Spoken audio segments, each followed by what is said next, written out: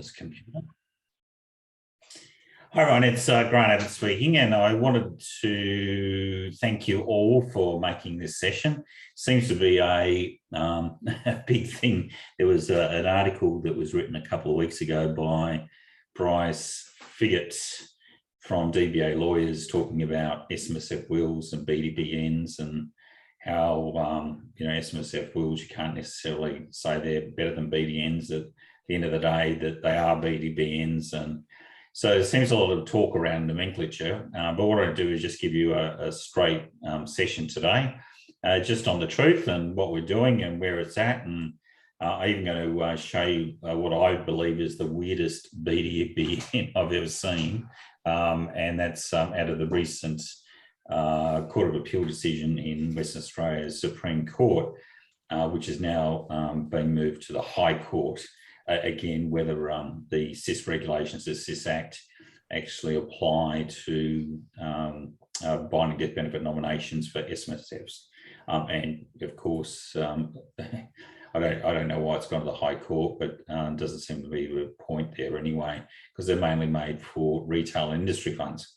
Anyway, let's go down. I think the main thing there is, if we have a look, SMSFs are now growing larger and larger. A lot of our clients, though, are getting older and older, and if you have a look at the ATO stats, it's expected that there's around about $350 billion, which will be drawn down in pension phase over the next 20 or 30 years, or going over to dependents or the legal personal estate. I'm going to talk about a lot of that. You can already see there's a lot of fights around BDBNs. The same firm, DBA Lawyers, have basically said that, look, any BDBN that comes in to their office, effectively, they're going to find a hole in it and throw it away. So there's, and look, it's understandable. I want to talk about that a little bit later on, but essentially the BDBN, which we talk about, or SMSF Will, I want to break those down. One is all about BDBNs around about a nomination, whereas an SMSF Will is about directions. And I'll cover why we use the concept of directions, because it's more of a contract between the member, the trustee, or the future trustee, between the two parties, compared to a BDBN, which is mainly for industry and super funds. It's more of a nomination to trustees. It's not a set of directions. For example, in a BDBN, in an industry super fund, you can't get them to change trustees or put in place your executor as trustee.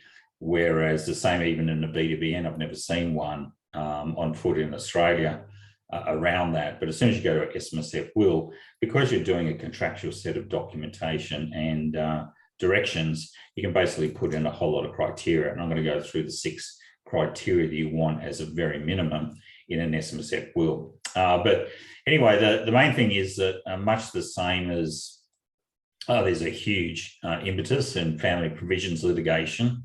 And we talk about SMSF's $350 billion being transferred over. If you have a look at the personal wealth of Australians at large, there's around about $6 to $7 trillion is going to pass over the next 20 or 30 years. So SMSFs is a good little chunk of it, but there's a lot bigger picture there when you think of all the Australian homes, investment properties, shares, etc., that are being held outside superannuation. So that's more a larger picture. It's self-managed super fund is under that umbrella, that succession, asset protection, estate planning umbrella, but it's got its own set of rules and regulations. Well, maybe not really. When we come down and have a look at all the court cases, it's really comes down to what we have within the deed that enables us to do that. So, for example, on our site, I'm not going to have a look at it today, but I'm going to show you a data capture for you to create an SMSF Will on the LYD Docs site. But you won't be able to do that. You won't be able to use our SMSF Will on, for example, a DBAD, because they're wedded to BDBNs rather than SMSF Wills. So let's go through and have a look at a few issues. Let's get familiar with some terms. Estate planning versus SMSF estate planning. And that's a really big one, because the go-to standard for the average suburban lawyer and even the more higher echelon lawyers, is to direct super into the estate. So when you have a look, whatever documentation you've got basically says, well, what we'd like to do is transfer those monies over to the estate. So the classic one of that is one of the first, I suppose, smashings of BDBN was in Katz and Grossman. And this goes back around about 15 years ago, where Mr. Katz died, left $1 million in super, did a letter up, basically saying, well, on my death, I want my superannuation to go to my estate. And inside the estate, there was effectively a will that provided all benefits or all gifts or bequests were to be split between Mr. Kurtz's two children. And as a consequence of that, there was an argument because the remaining trustee of the fund, which was Grossman, or Mr. Kurtz's daughter, effectively, she wanted to pay all the money out to herself, and saying that that documentation that was completed was not a binding death benefit nomination. Now, what they did is they didn't go and have a look at SIS Regulation 617 and 617A, Section 5959(1)A. They focused in on what the deed required, and unfortunately, it fell down because the requirement in the deed that the document, in order to be a valid binding death benefit nomination, had to be an approved form, and that's not something you don't see. I see that all the time. Quite often, probably, and I would say DBA and the same at Abbott-Family lawyers, when we go in, we go through the structure and see, well, the first thing I look at is what is the definition. If they use the term binding death benefit nomination or an SMSF will, what does that exactly mean? And quite often it'll be a set of binding directions provided in an approved form. Now, the problem about that is if the trustees never had a meeting and said this is the approved form for a binding death benefit nomination, it means that it doesn't matter what they do, even if they try and comply with the SIS rules, which they tried to in Zuda, then effectively it means it's going to be invalid because there is no approved form. So that's happened on quite a number of occasions. So really the guts of it is we need to go to our deed and understand what our deed says.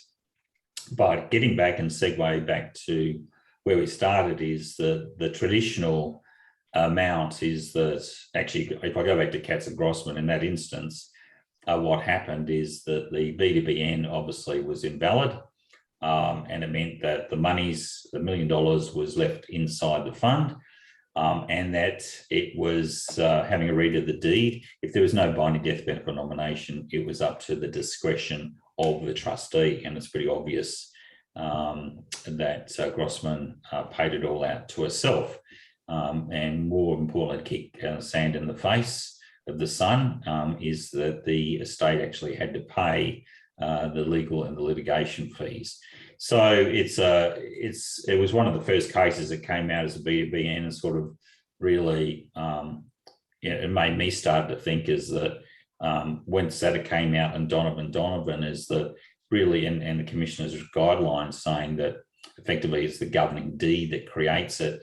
What I did is I said, well, what we need to do is build within the deed a set of directions rather than a nomination, directions which are binding, contractually binding on the trustee of the fund.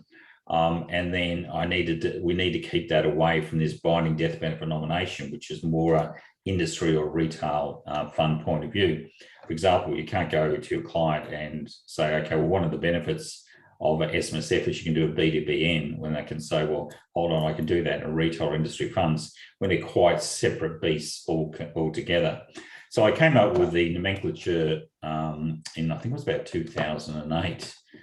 Sal could probably remind me in those days, but it was around about 2008 at the SPA conference, SMSF Professionals Association, came up with the term SMSF Will, because it's very easy to understand, well, when we're dealing with our SMSF benefits, we can create a will style of document, a set of directions. And if anyone's done a will, you know the set of directions are, we're going to revoke the earlier will. I'm going to put in place the executor. I'm then going to do the administration of the estate, pay out taxes, pay out loans, all of that stuff.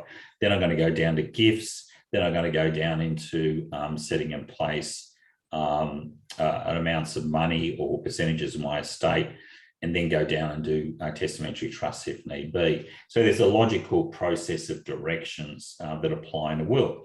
So if we're moving away from this nomination, which typically, if you had a look with the industry retail funds, it's just simply a dollar amount or a specific percentage is to go to all of these people or off to my estate, then we want a set of clear directions. And so because it's very much akin with the will, so what I did is I basically called the term SMSF Will. Of course, that created a bit of furore at the SPA conference, you know, people saying you can't do this, you can't do that.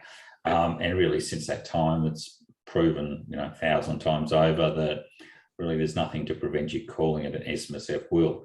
I probably should have trademarked the name at that time, but it doesn't make any difference. But getting back to where we're at is with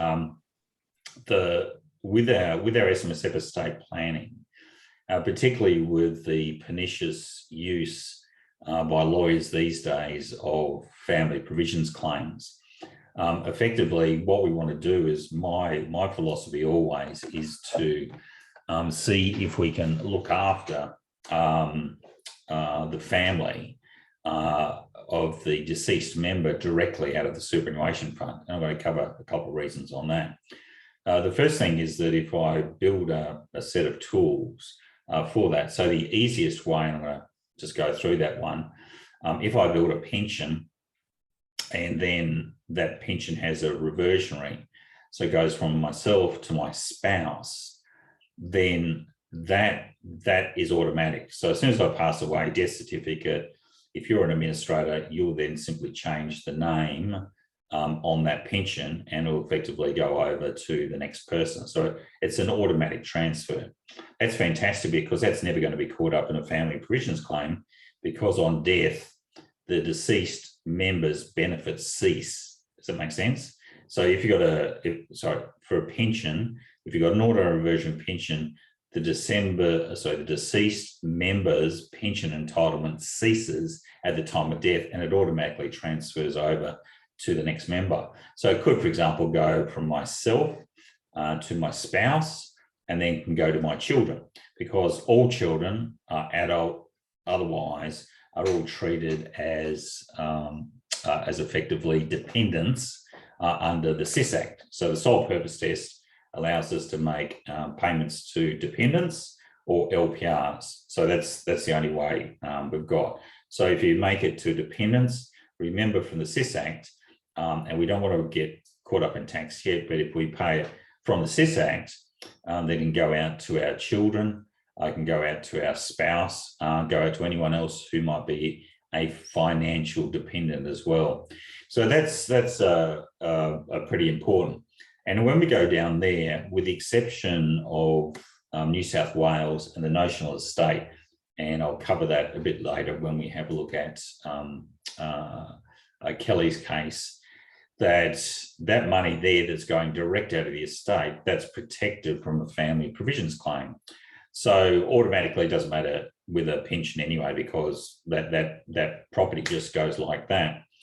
But for the deceased, on the accumulation side, or if the pension is non-reversionary, then effectively those monies need to be dispersed. And as I said, they go to an LPR, or they can be paid directly down to a dependent. And I want to come back back on that a little bit later on.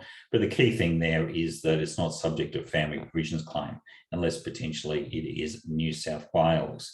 Whereas estate planning is stuff that is in your own name. So on death, for example, if you've got a family trust, that's not classified as part of your estate. Your superannuation is not part of your estate unless it's directed into the estate.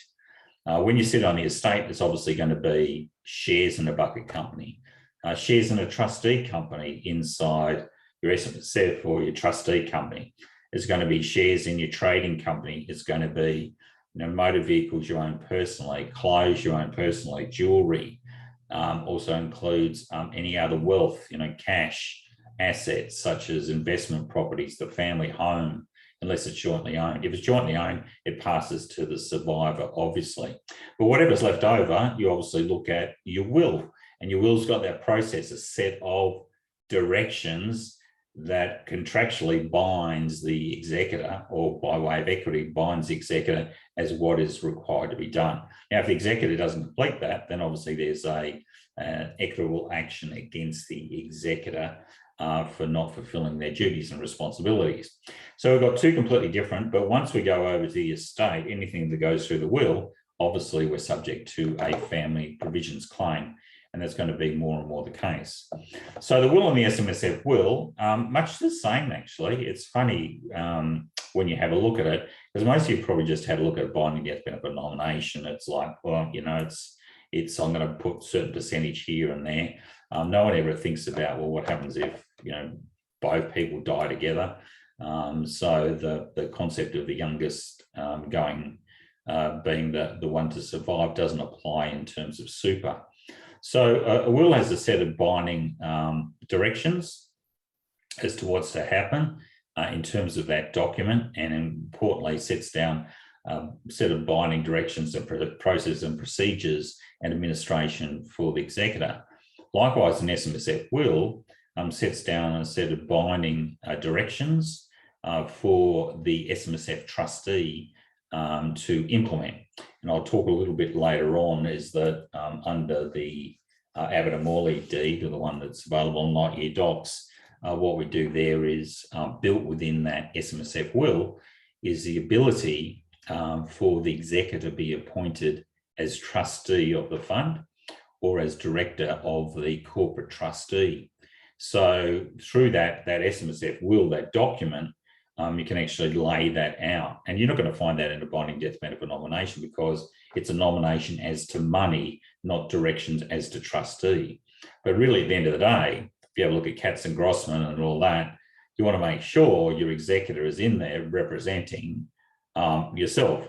The other side of the equation is that I've also put inside the deed is that when it comes around to the disbursement of death benefits or discussions around death benefits, it is only that replacement trustee, or we call the executor the replacement trustee or replacement director.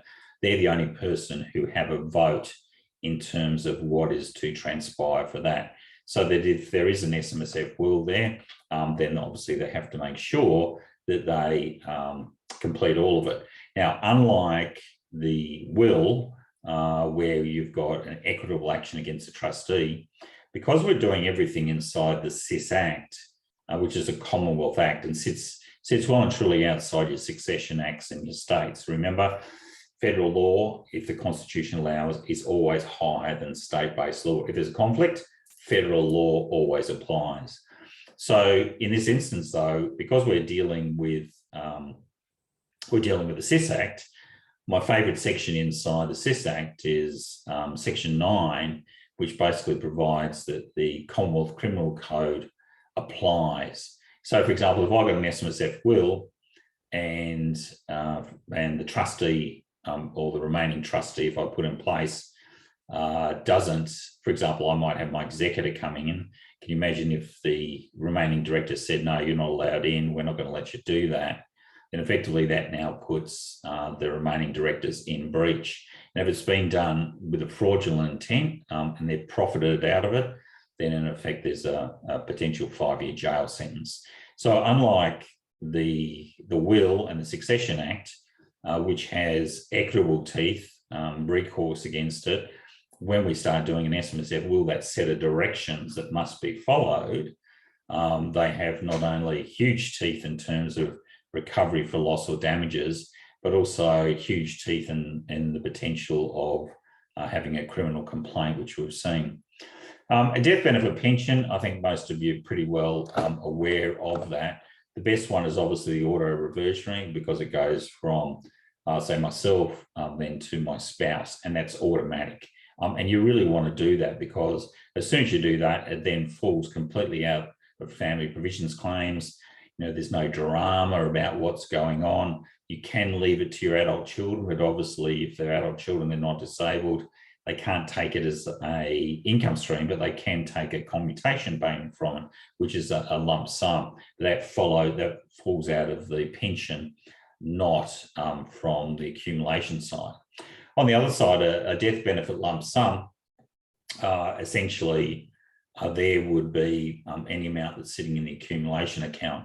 Now, you may not be aware, but if you pass away and you don't have a reversionary pension, there's a couple of things you need to really look at in the deed, and I want to give you a heads up on this one.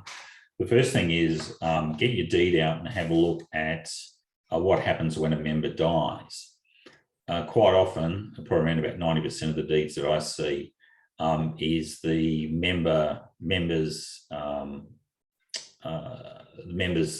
membership ceases at the time of death. Now, that's problematical because if you think about it, we've gone down the track. I've got a 50-year-old who's got like $500,000 sitting in super. They pass away and their membership ceases. The problem about that, it means that it's illegal, and let me just say again, it's illegal, and recovery can be made against the administrator, the accountant, or the auditor if earnings in that fund accrue to the deceased member's account, because you can't put it in, because effectively, as soon as the member dies, that account is closed off and it becomes like a sub-trust inside that fund. You can't add any more fees to that. So you can't add any more income to that one, it's closed off. Whereas you don't want that to happen, because it can take anywhere from 3 months, I've seen up to 2 years to administer an SMSF estate. So built within the membership definition, if you've got a good one, and certainly I've had this, the last 3 deeds that I've written in the Abbott-Family deed, that membership includes the LPR. So that's, again, you want the LPR to come in, which is the executor, to not only be trustee or director, plus have complete control as the death benefits, but you also want them to continue on as a member of the fund, so that they keep on until obviously the estate is paid out. So that gives you the opportunity of increasing earnings into that member's account if it's on a proportional basis. So that, again, that's on the accrual side. So that's membership. So the first one. The second one you want to look at is pensions. So the Commissioner's got a quite extensive guideline on pensions and when they cease. So that if the pension is in the name of an individual and it's not auto-reversionary, remember the auto-reversionary has got to go from here to here to here, and you generally want to go down 3 at least. So if you're doing any succession, whether it's a pension, whether it's a successor director, anything, you need to have at least 3. So just it doesn't go mum, dad, stop. It should go mum, dad, children, or mum, dad, grandchildren. So you want to have at least 3 levels in that auto-reversionary. But if you haven't got that, if you've got a really old school, it just stops at the death of dad, then effectively, or for example, might be auto-reversionary to mum, but mum's not alive, then it means that that pension ceases when dad passes. And then what you need to do is you then need to take that money, this is according to Commissioner, back to the accumulation side. So it's got to go back to the accumulation side. So there is, you're still able to get capital gains tax relief, but the pension ceases. So it's got to go back to the accumulation side. So that when we have a look at it, pensions, accumulation side, members, just watch out, when is it going to be closed off? And then what we have on that accumulation side, that's where we do our SMSF Will from, because the auto-reversionary pension has got nothing to do with the SMSF Will. The SMSF Will deals with member death benefits. But remember, on an auto-reversionary pension, when we pass away, they're no longer my superannuation benefits. They're automatically transferred to the next person.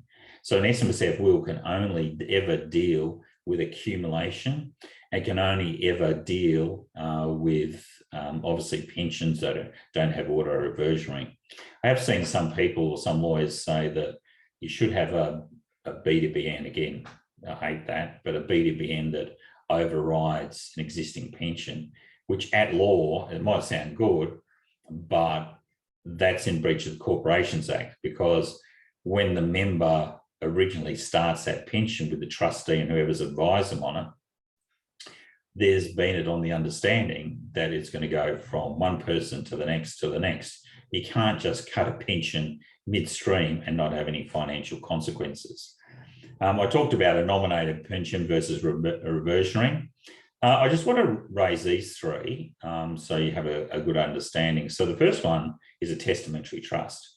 So testamentary trust is simply a trust that is created on the death of a person, obviously the testator. Now, for most of us, we see testamentary trusts that come out of a will. So if we're directing, so we can have an ordinary testamentary trust. So that's a trust. You can't establish a trust before the person dies, or even when they do die. You have to wait until you get probate. Then the executor settles the trust. The trust doesn't come into existence until it's settled with some monies or assets. So once that happens, then we get the testamentary trust. If super is coming over from a super fund, it doesn't matter whether it's industry, retail or SMSF, and goes over into the estate, then effectively we can hold that separately for a trust, and we call that a super proceeds trust. And that has a benefit that the capital going over, depending on who's it for. If it's just for people who are tax dependents, then it means that capital going over will be seeded into the trust and basically be tax-free and used as capital of that trust. So that's a super proceeds trust. But again, you have to look at it, a testamentary trust, a super proceeds trust, both of those have been created on the other side of the equation. They've both come out of the estate. So if we know they both come out of the estate, then they're subject to family provisions claims. So again, I could have these amazing testamentary and super proceeds trusts, but because they're out of the estate, they can be subject to family provisions claims. And you know my feelings about that with you've heard me say about the Miller and Taylor case before, the landmark case in Western Australia, which really brought the legal profession into disrepute, a $600,000 estate, 5 years through the Western Australian Supreme Court, busy little court over there.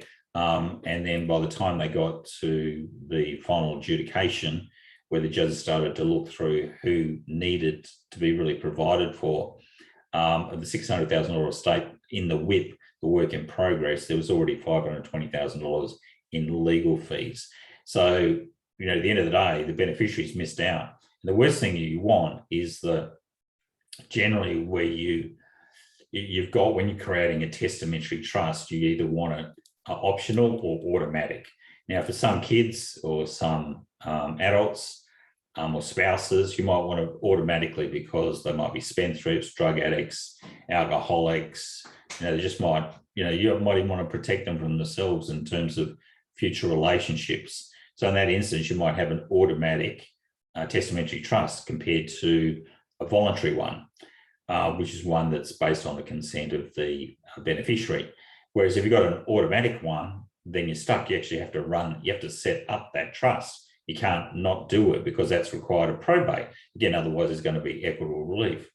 But what would happen in that instance if you've only got $20,000 out of the estate because it's all been chewed up by legal fees?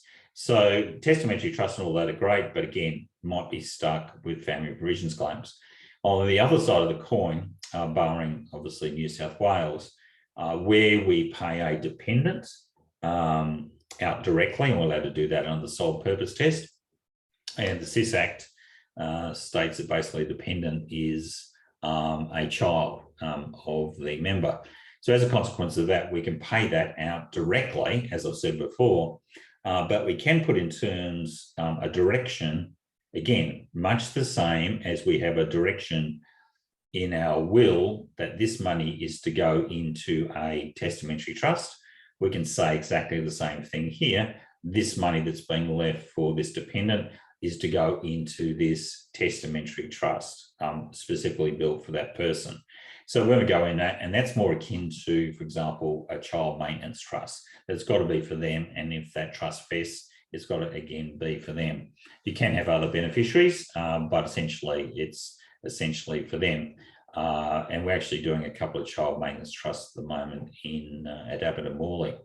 So that SMSF Death Benefits Trust or Testamentary Trust is also powerful. You can also do that with life insurance as well. So let's go and have a look at, I'm not sure, I think I'm probably not sure I'm going to have time for this case study, but let's go through and talk about a couple of things. So I'll jump out of the case study. I have got a solution to this anyway, which I'll find a little bit later. And I'll come to your questions towards the end of the session because I want to make sure we finish around about 5:02. This is a bit of bonus. So today you're going to get you're going to get the slides. You're also going to get obviously a video replay of this session. Plus also I want to give you a SMSF Will data capture for those directions.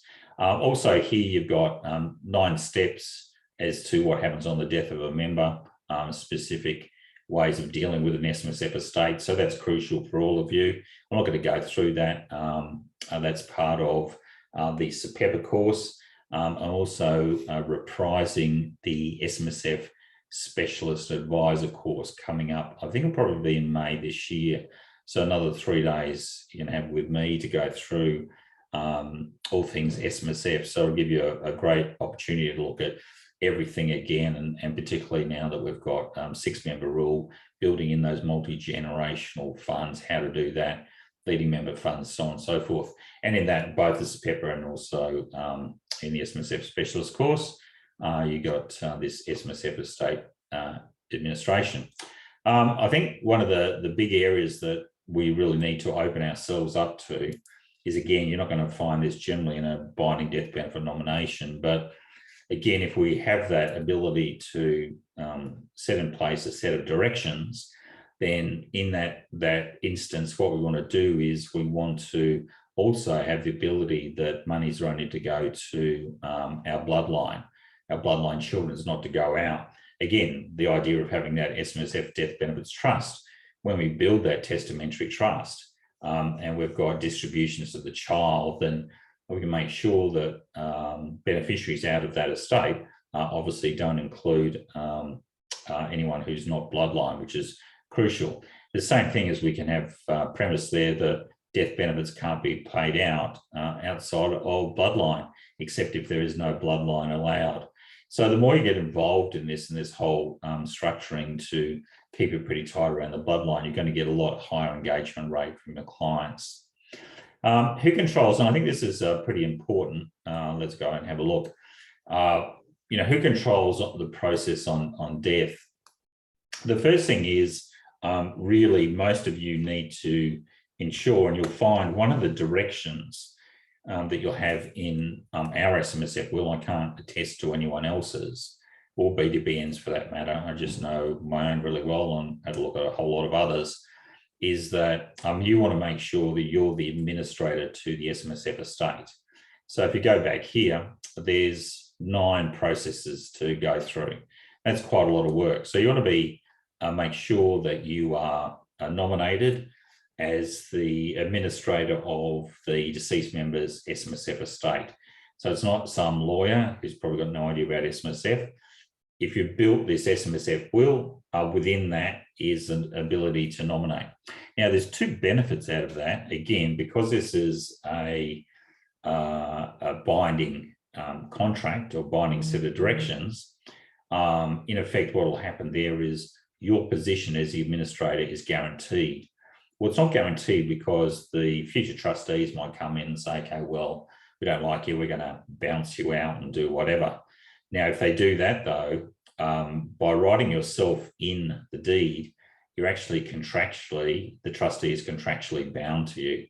And if they don't go ahead with your services, then you have got a right to sue them under the SIS Act.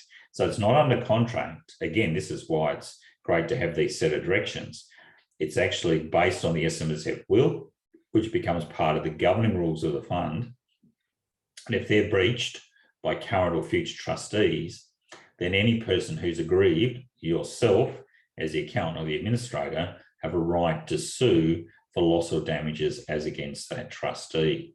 So again, these are another reasons why, and look, the 6 key equations that I've built into the SMSF Will, the 6 directions, such as revoking prior ones, appointing the replacement trustee, replacement director, making sure you're the SMSF estate administrator. When we have a look at those, I'm sure there's probably about half a dozen others that you can also say, well, it might be good to do this, or it might be good to do that as a set of directions. So it's really wide open. And then what happens is that request is made to the trustee, and if the trustee accepts it, it then becomes binding and part of the governing rules of the fund. So again, if you've got any ideas, please let me know at grant.abbott@abbottmorley.com.au. As I said before, the deed is the driver and the constitution, but you've just got to be careful around that one as well. So, for example, we came across a case a couple of years ago that in that instance, there was a family provisions claim. There was a self-managed super fund, which again, as I said, sits quite separately. There've been 2 years of litigation, actually. One of the problems that was faced was that the underlying shares for the trustee company, the SMSF, were actually held in the estate. So as soon as that happens, the lawyers who are making the family provisions claim will obviously pressure the executor not to do anything with the shares, which can create huge amounts of problems, particularly with a single director company. So we need to work out also that part of this whole process, what will happen with those shares. You don't want to be held to ransom and not being able to pay out the SMSF estate if there's a family provisions claim, notwithstanding the superannuation sits outside of it, but just because you've set it up incorrectly, it means that the shares are being held to ransom. I built, and I'm not going to go into this in great detail, I've got a session on Thursday for an hour and a half, just going into leading member discretionary trusts and also leading member SMSFs. One of the key areas though, is the corporate trustee, that if you're classified as a leading member of an SMSF and you pass away, all the shares in that trustee company are generally, should be in your name. And when you pass away, they are then cancelled and the next leading member of the fund comes in. Now, leading member funds are really more family style funds, multi-generational. So you have that line of succession going down. We'll cover that on Thursday. But that's my thinking of how I fixed up that share issue. So you always need to prepare for the worst and plan strategies. Otherwise, it's really crucial. We talked about Katz and Grossman. Katzman. That's like Lopez and whatever. Anyway, control on the death of the member. As I said before, if you've got an existing fund and the member dies, then Section 17A3 says the fund will still be an SMSF if the executor comes in as a trustee on behalf of the member, which I'd call a replacement trustee or director of the corporate trustee, from the time of death until the time that death benefits commence to be payable. Now, that's great. So that's what 17A3 says. Well, if you go ahead and do this, you're still going to be classified as an SMSF, even though you have got members who you got a person who's a member, or you've got the executor representing a person whose member is no longer alive. However, that means nothing because, again, the CIS element there is optional. It's just that, well, if you do this, then it's still an SMSF, but this needs to be a process for doing that. And so that needs to be in the deed. So as I said, in our deed, if you have a look through trustee appointment, as soon as someone dies, their executor is automatically appointed as trustee. So they're automatically appointed. The same thing is that in the event of the death of a member, likewise, they're also appointed as a director of the corporate trustee. So again, you need to have notes and minutes in place. So there needs to be a binding resolution. We call it the successor director. And as I said before, if you have been appointed as such, then you're the only person who can make votes in relation to death benefits as well. So control is really crucial, and this is why a lot of the BDBN cases wouldn't be in trouble if they were using our deed or the leading member deed anyway. Some important law, as I said, the deed is the driver, not the will. The Commission's got rulings on that one. We've also got Donovan and Donovan, which is carried on. We've also got the Zuda case, which has just come out. And it's quite amazing, that Zuda case. If I can just, let's see if I can bounce out of here. I just want to show you the Zuda case while I'm here. I'll come back in.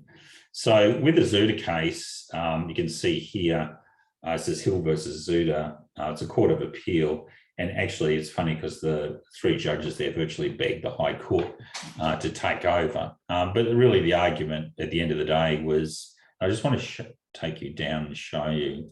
So they had a trust deed, and then they upgraded the deed. And we won't go through all the stuff. So what they did here is they said the deed creating a fund was amended by a deed on the dated 13th of December 2011. So it's not an old one, which replaced the original trustee and the rules relating to the fund. So we've all done that before. Clause 3 of the amending deed provides that Zuda shall hold the assets, so that's the name of the fund, assets of the fund, Zuda's the trustee, on trust, and apply them in a manner set out in the rules attached to the amending deed. So that's pretty typical. Now, clauses 5 and 6 of the amending deed provide 5. Despite anything else in the trust deed or rules, if either of Alec Kumar Sodhi or Jennifer Patricia Murray dies, then the trustee must distribute the whole of the deceased member's account balance to the other member and may pay any part of the benefit as a lump sum or as a pension as the trustee considers. Clause 5 is a binding death benefit nomination. So they don't actually go in and have a look at the definition of binding death benefit nomination, but essentially Clause 5 has been hardwired in as a binding death benefit nomination, so that if either dies, that it goes to the other. Dangerous, and again, if there is no binding death benefit nomination, or it can't be followed, for example, if they both die together, the trustee must pay that part of the benefit to any or all of the members' dependents or legal person representative in the portions that the trustee decides. So that's discretionary. Again, this is probably like the weirdest binding death benefit nomination I've ever seen, because it's been hardwired in. But the key around the whole case, and it's gone through, obviously, Supreme Court, it would have cost a fortune. But essentially what they're looking at here is whether the ability to put in the governing rules, whether it's an SMSF will or it's in the deed, effectively that entails that is law, part of the governing rules, and the rules regarding binding death benefit nominations, 617A, which requires 2 witnesses to sign off, they lapse after 3 years, whether that applies or not, because their argument was, hold on, this doesn't fit within 617A, whereas the court said, well, 617A doesn't apply to SMSFs, which is pretty instructive. So let's just go through and have a look again. So with this one, as I said before, SMSFs governed by federal law and states by state law. You start with an SMSF, build an SMSF will, which provides a mix of binding death benefit directions, not nominations. You can see why you have a nomination to an industry or retail fund, but you really want a set of directions. More so when you have a look, I mean, the Zuda case we just had a look at, you can't get more hardcore direction that's actually been built into the deed. So including bloodline limitation of benefits, fund members, transfers, blah, blah, blah. You want to keep it away from the estate. As I said before, you don't want to get caught up in a family provisions claim. Deal with it directly if need be. If it's going to go out to brothers and sisters or anyone who's non-dependent, then you may be forced to go through the estate. We just have to worry about Kelly versus DeLucci, which used the concept of notional estate. Look, I'm not a big fan of the judgment because they didn't go into the constitutional side that somehow New South Wales law could override the SIS Act. but at some point in time that will be the case. Death benefit payments, I think we all understand what they're about. What I want to do is, because we're running out of time, I just want to take you through the process of a data capture for an SMSF Will, which I've got up here. So, and this will give you an idea of where we're going to. I've got plenty of PV elements where I've done SMSF Wills before. If you want, I'll send out a link that shows you a bit of a précis of how I go about doing it. The key thing is to get the fact find right. So this will be coming out to you as well today. We go through all, the background. This is mainly for a client. As I said, it's important that whatever sits in that SMSF Will, everyone, the auditor, the accountant, the trustees, other members, everyone has to abide by what sits in there, because once it becomes part of the governing rules, then in effect, we've got a position that to breach that, we've then got a claim under section 55(3), or if it's a willful breach, section 202 is a potential 5-year imprisonment. So unlike a BDBN, which provides any normal directions, here we've got a set of directions, nomination, but a set of directions. So as I said, the appointment of a replacement trustee. You can make specific bequests. So if there's an asset inside the fund, for example, it's a farm, or any other asset that's sitting on their specific shares, the same as a will, you can transfer those out to specific beneficiaries. Again, if it's a child and the dependent, you can transfer it directly. It's only going to be where, for example, brothers, sisters, anyone who's not financial dependent might have to go through the estate, which we don't want to do because of family provisions claims. You can create income streams. You can actually set up, if you want, can create a pension directly with your SMSF Will preference, but that would only be, for example, if you're already in accumulation. If you're already in pension phase, you should have covered that in your multi-generational auto reversionary pensions. We talked about the death benefit trust, etc. So there's instructions there on how to complete. We look at the royal family option, which is the leading member. But look, what's the name of the SMSF? You can complete all this form and send it in, and then this correlates with our SMSF Will. So I just wanted to go through this. The full name of the member, when's it going to take effect? So again, you can really, you guys are going to be appointed, so you can virtually take effect really quickly.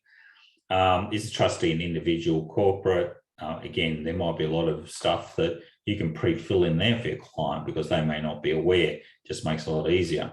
So we've got all the directors there. Looks as though I'm probably going to have to beef this up. This was about 4 years old to cover the 6-member funds. So these are the key 6. And again, I want you to think of if there's any other directions, please let me know. So you can see how brutal it is. This is a document that sits alongside the deed, but has the force of the deed to pull it in as part of the governing rules, which is then governed by 55C, 55 for loss or damages, and section 202 for criminal referral to the tax office. So the first one is, do we want to revoke any earlier nominations? Now, I've never ever seen that generally in BDBNs, but absolutely, you don't want those other ones.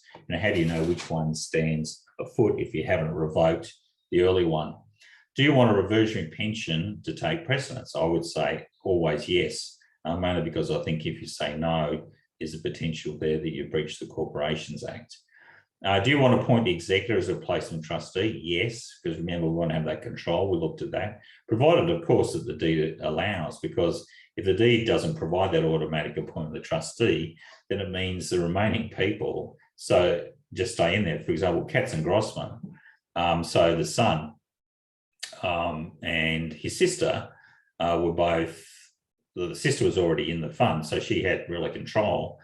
But if you had a look at if they had a Abbott-Family deed or like your doc's deed, he would have been automatically appointed as director. So a lot of the issue that went through Katz and Grossman wouldn't have applied anyway. So do you want to appoint the executor? Absolutely. Do you want to include death benefit payments, including pensions and lump sums? Yep. Do you want a professional? This is your question, to look after the SMSF estate. Now, it's not the whole estate, just the SMSF estate. Now, here we've got a little catch-all clause that if the fund is held to be non-compliant for any sort of purpose or reason, that it directs everything or anything's invalid, it directs it over to the estate for the benefit of bloodline. So you generally want that. So when we go down to specific bequest, so name of beneficiary, relation, like for example, spouse, they could be an asset. So it could be, for example, the farm sitting in there, or gold coins or gold bullion, cryptocurrency. So our investment strategies now have quite complete cryptocurrency. Our wills also have digital executives and digital section within inside the will. If it's an asset, put in the property address. So what's the full name of the main beneficiary? To receive death benefit, is it going to be lump sum or is it going to be income stream that we basically put in there? If it's not alive, who's going to be the residual beneficiaries? What are they going to do? Here's your professional details in there. You put that in. You want to make sure you also put in there what you're going to be paid, because if you're knocked out, you want to make sure you've got losses or damages. So I'll get this and I'll set this up for you as well as part of our kit later on, which would be fantastic. So again, that's a good fact find. Let's go back in here and then I'll get to some questions. So again, if we have a look there, benefit payments, we talked about 55.1, 55C, and Section 202. Section 218 is also, so if the governing rules are not abided with, there's so many actions built within the SIS Act to make a claim against a trustee, or because it actually talks about person, against auditors, accounts, etc. So just be very careful, or planners. Many are dependent, as I said, under SISA. Effectively, it talks about, under SISA, it talks about what was I going to talk about? Oh, it talks about adult children. But it also includes financial dependence. Financial dependence is really a big one in terms of tax, because obviously if you're a financial dependent, there's not going to be any tax on that death benefit or that taxable component. What I'll do is I won't go in. I did quite a big, a couple of weeks ago, in fact last week I think, or 2 weeks ago, I did a big exercise on who is a dependent. So have a look at that, make your own decision. But we're doing at least one private binding ruling a week on dependency. So if you've got any client who's passed away, you think that potentially there's a dependency, let me go and have a chat with the tax office and see if we can get it through, because it can be quite significant tax savings.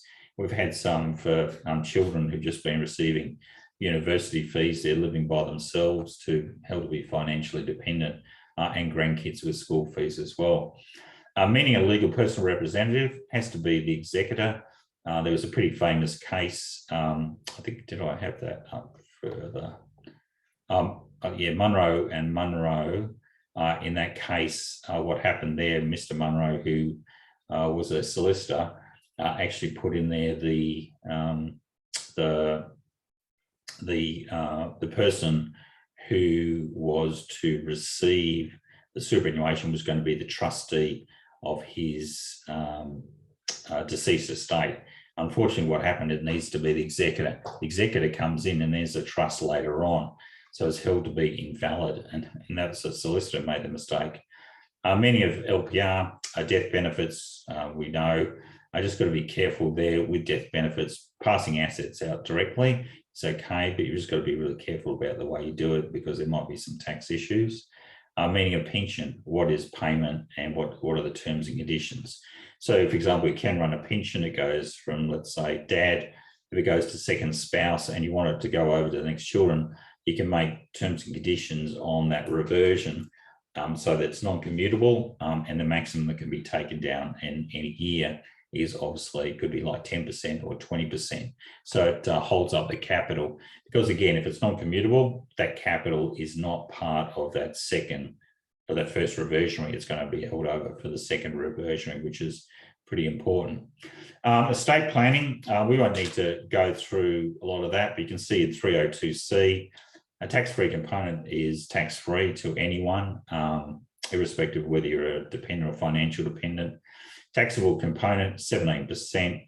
Untaxed component is 32, 17%. This is why we want to drift in there and try to make sure we show what is financial dependency. Financial dependency, again, have a good look at the guidelines that I sent out, which is really important. Pensions, as I said before, I talked about the income side, so on and so forth. So just be really careful on that one. The benefit though, for example, if I've got grandchildren who are financial dependents, grandpa can leave money to the grandchildren, so they then receive it in proportion or jointly, that pension, so you can have a pension that goes out jointly from their perspective, because, so this is if they receive it under age 60. If they're over 60, you can see there this second bullet point, then it's going to be tax-free for everyone. If they're under 60, then obviously it comes out assessable with an offset. But really, if anyone who's in receiving account-based pension, whoever receives that, effectively is going to get a tax-free benefit. I'll just do these and I'll go into the thing. SMSF course, 4th to 6th of April 2022. If you need, if you're looking at doing that, have a chat with Talitha or Ben at our office, and they'll come up with a good deal for you. I'm doing a 3-day SMSF Specialist Advisor course if you want to get really up to date and get on top of a whole lot of new strategies and ideas that we've been working on over the last 2 or 3 years. That'll probably come out in May, so watch out for that one as well. And for those of you who aren't strategist members like docs, make sure you come along. If you need any help, come to Abbott-Family as well. Okay, so let's go and have a look at some of the questions. Is the SMSF Will non-lapsing? Absolutely. So that's a good point, Daisy. The SMSF Will is a set of directions. There is no time limit on it. However, if you want, you can put a time limit on it. I would suggest no, that it just keeps on going. Now, if circumstances change, you just do another SMSF Will, update it, and remember that new SMSF Will revokes the earlier one. So that's one of the key areas there as well. Brad Smith, the pension is triggered and you change the name on the pension. Is there any other documentation required to acknowledge the change of pensioner? One of the things is, it's a good question, Brad. So let's say that a client dies now, the pension automatically goes over to our new pension member. What you'll need to do is ensure that the pension payments up to the date of death at least meet the minimum requirements from that pension, and they will then be paid to the estate. From the date of death onwards, all pension payments will be made to the new reversionary pension member, but it's going to be based on their minimum income stream. So I'd have to work out what their minimum income is proportionally from the 22nd of February up to 30 June. So that's a key, because you're actually taking their profile and inserting it in, which is important. If it's a surviving spouse, it's a really good question. In fact, I haven't covered that. Brilliant question, Brad.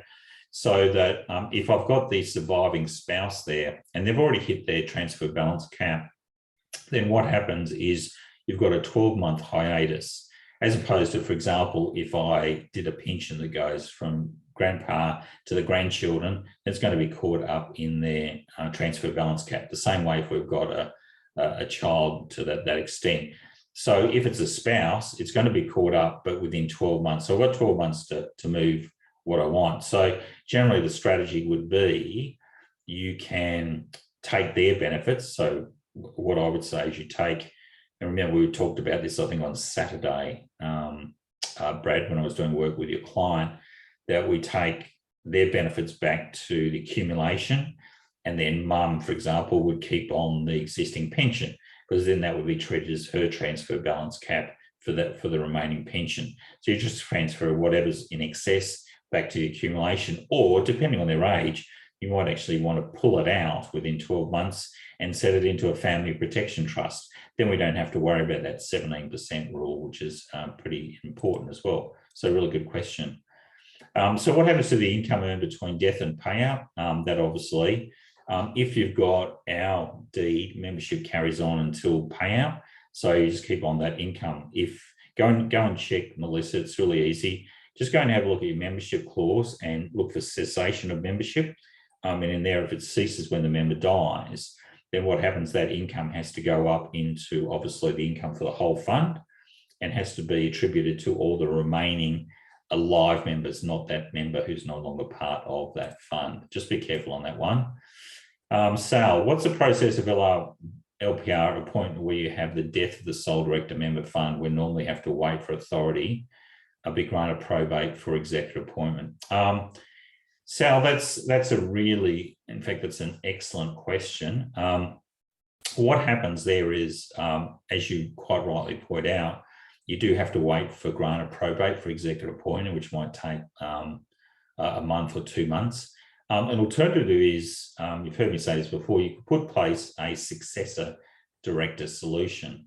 So what happens is you can have a person in there who's just the director representing that member, but it still will remain a self-managed superannuation fund up to 6 months post that appointment.